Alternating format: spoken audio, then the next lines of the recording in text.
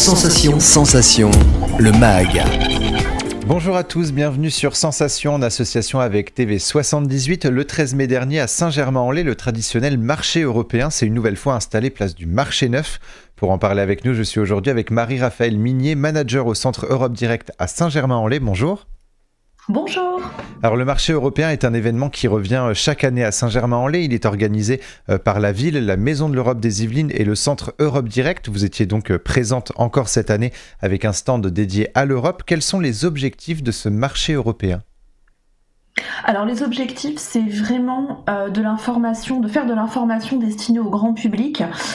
C'est un événement familial qui n'est pas nécessairement destiné à être quelque chose de très institutionnel autour de l'Europe, mais vraiment quelque chose qui apporte de la connaissance, du loisir, c'est festif. Alors bien évidemment, dans tout ça, on essaie de distiller de l'information autour de l'Europe, mais le but principal, c'est vraiment de réunir les habitants de la ville autour de thématiques européennes.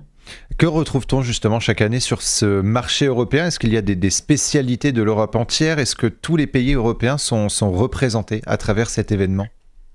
Oui, tout à fait. Même les Britanniques, on les a gardés.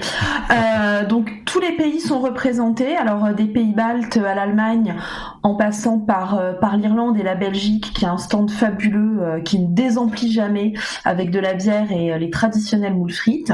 Il y a deux stands un petit peu plus institutionnels, comme je vous le disais tout à l'heure, qui sont celui de la ville de Saint-Germain-en-Laye et celui de la Maison de l'Europe des Yvelines et de son centre Europe Direct, qui vont, eux, fournir moins de produits gastronomiques ou d'artisanat et plus de documentation autour de l'Union européenne.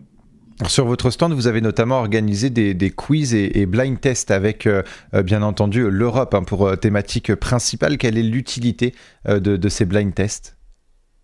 Alors l'utilité, il y en a deux. La première, c'est que les gens s'arrêtent réellement pour discuter et échanger avec nous. Sinon, ça s'arrête souvent à je prends un tote bag, un stylo, un carnet et on n'échange pas réellement. Donc le simple fait de leur dire il y a un petit jeu, ça leur met la puce à l'oreille. Ensuite, il y a plusieurs niveaux de jeu, donc ils peuvent le faire en famille ou quand ce sont des groupes d'adultes, simplement entre adultes. Et nous, ça nous permet, en tant que relais direct des institutions européennes, de voir un petit peu le niveau de connaissance. Alors, c'est plus simple et plus fun de savoir reconnaître le vainqueur de l'Eurovision en 79, mais ça nous donne un assez bon indicateur du degré de connaissance des citoyens. Par exemple, s'ils savent placer les capitales européennes de la culture, le Parlement européen, etc. Donc c'est vraiment d'une part festif et ludique, et d'autre part un indicateur pour nous. Vous avez également fait un sondage d'opinion, justement, sur quelle thématique portaient ces sondages ? Alors c'était 3 questions auxquelles les passants répondaient de façon tout à fait anonyme en cochant oui ou non, il n'y avait pas de questions ouvertes. La première, c'était malheureusement un classique autour du conflit en Ukraine, pour savoir si les citoyens jugeaient pertinentes les réponses de l'Union européenne à l'invasion russe en Ukraine. La deuxième question était plus au niveau territorial, afin de savoir s'ils se sentaient suffisamment informés par leur ville des thématiques européennes. Et enfin, la troisième question avait tout simplement pour but de prendre un petit peu la température par rapport à ce qu'ils ressentent sur le rôle de la Commission, du Parlement, des institutions en général. Le marché européen, c'est donc avant tout, vous l'avez un petit peu évoqué, une volonté d'aller à la rencontre donc des citoyens, de les réunir, mais également de les informer sur l'Europe ? Oui, tout à fait. Alors déjà, c'est une information culturelle, parce que le fait de voir de beaux objets ou de goûter de la bonne nourriture, ça permet de s'intéresser à la culture d'un pays. Et nous, ça nous permet quand même de les informer à l'oral et de les documenter avec les brochures qui sont fournies par la Commission européenne sur le rôle des institutions, que ce soit la Commission, la Banque centrale, la Cour de justice, les priorités annuelles, puisque tous ne savent pas que les priorités annuelles de la Commission européenne changent d'année en année. Et tout simplement de discuter avec les gens pour ensuite faire remonter différentes informations et opinions auprès des instances européennes. Lors de ce marché, ce n'était pas moins de 40 exposants qui étaient présents, des animations déambulatoires et des ateliers créatifs. C'est donc un moment de découverte, mais également de partage entre les citoyens européens et les familles, vous l'avez dit. Aujourd'hui, est-ce que vous estimez qu'il faut aller un petit peu plus loin dans le dialogue entre les maisons de l'Europe et les citoyens ? Oui, tout à fait.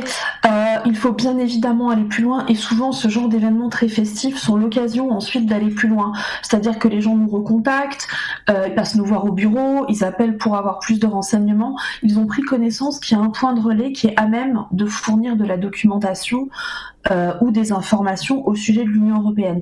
En revanche, sur ce genre d'événement qui est en plus très prisé depuis la fin de toutes mesures sanitaires après l'épidémie de Covid, c'est pas à ce moment-là qu'on fait de l'information pointue. On reste dans le festif. Alors, Radio Sensation s'est d'ailleurs rendu au marché européen à Saint-Germain-en-Laye pour filmer l'ambiance et faire découvrir le marché européen à nos auditeurs. Je vous propose de le découvrir, c'est un reportage signé Martin Patry.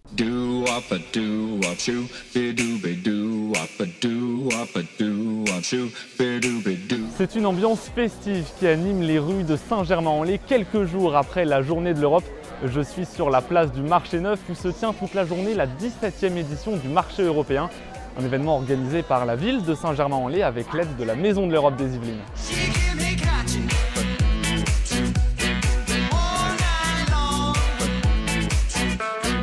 Le marché européen, c'est de pouvoir montrer un petit peu à nos concitoyens, aux Saint-Germainois et à toute la région, un petit peu ce qu'est l'Europe, ce que propose l'Europe, aussi bien sur le plan culinaire, puisque nous avons beaucoup de stands culinaires, mais également sur le plan, culturel. Nous avons 5 jumelages, donc 4 en Europe. Donc vraiment, le marché européen, c'est de montrer et de prouver à nos concitoyens que l'Europe est au cœur de notre vie.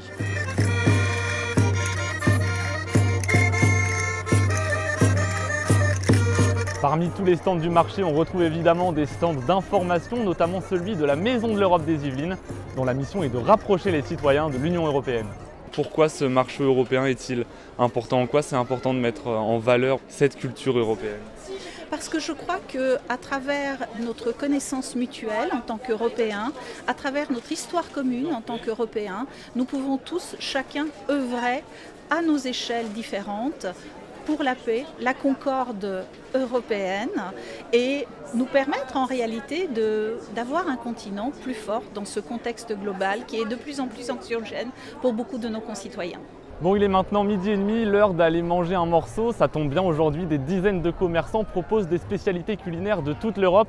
Spécialités roumaines, suédoises, espagnoles ou encore belges. Les visiteurs n'ont que l'embarras du choix. C'est quoi les spécialités culinaires de la Belgique? Aujourd'hui, on a fait des moules frites et on a aussi ramené de la carbonade flamande, c'est comme un bœuf bourguignon mais cuit à la bière. Et du coup, c'est fait avec une bière brune et c'est la recette de mon arrière-arrière-grand-mère.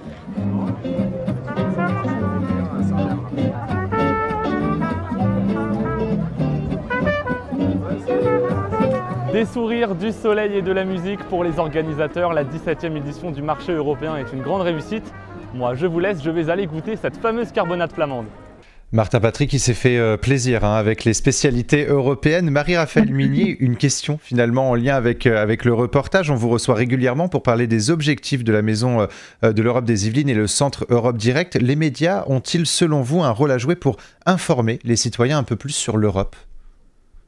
Oui, absolument, parce que je pense surtout aux médias locaux comme vous, et c'est d'ailleurs super, parce que en général, la première fenêtre des citoyens sur l'Europe, ça va être le bandeau d'une grande chaîne d'information ou un encart assez rapide, ou des prises de parole, des discours un petit peu alarmistes de politiciens dans le cadre d'un conflit. Et finalement, la parole de proximité, le réel message que veut faire passer la Commission européenne, c'est grâce aux relais et aux médias locaux, et c'est vraiment primordial. Le marché européen, on peut peut-être l'annoncer maintenant, reviendra l'année prochaine. Est-ce que c'est déjà dans les tuyaux, avec peut-être encore une fois un stand avec des quiz, etc. Oui, absolument. Le marché européen revient à présent tous les ans parce que ça fait vraiment partie des événements prisés des citoyens saint-germanois, et même du département en général, puisque les gens ne viennent pas que de Saint-Germain. Et oui, tous les ans, on essaye un petit peu de renouveler la proposition sur le stand. Alors cette année, c'est vrai qu'on était très quiz et quiz musical. Je verrai, je ne spoile pas l'édition 2024. Et alors, il y aura aussi un enjeu avec ces élections européennes en 2024 ? Oui, absolument. Je pense que les citoyens auront d'ailleurs pas mal de questions. Alors, est-ce qu'on va préparer une petite boîte à réponses, un petit forum, ou un mini-débat qui sera annoncé avec un créneau horaire. Est-ce qu'on arrivera à faire venir un eurodéputé ? Tout est possible. On reviendra justement sur ce nouvel événement. Merci beaucoup Marie-Raphaëlle Minier d'avoir été avec nous sur Sensation. Et pour revoir ou réécouter cette émission, rendez-vous sur notre site et notre application Radio Sensation.